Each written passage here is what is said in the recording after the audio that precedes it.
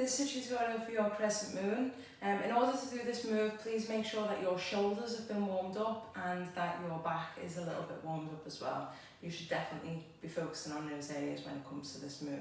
So we're just going to talk about it a little bit from the floor first. So imagine you're in a straight leg release, which you will already have if you're coming to do this tutorial. You're lying back, so imagine your legs are the other side. You put your hands above your head and you lift through the chest. Okay, that's the key idea in this. So we're not trying to do anything major with the legs. The legs will drop as we push the chest because the hips will naturally lower. But this is where we've got the push from. So when I'm upside down, I take my hands above my head and push through the chest. So push, push, push, push, push. So this is a good warm up for your shoulders. If you haven't already done one, make sure you're doing this with me. So we're there, and we're just trying to mobilise that area in the back.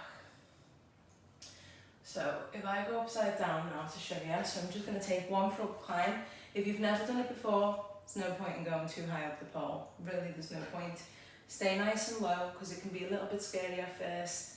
Or if you've got anyone in your house with you who could stand by to support, that's also great. Okay, so we're going from one climb and back.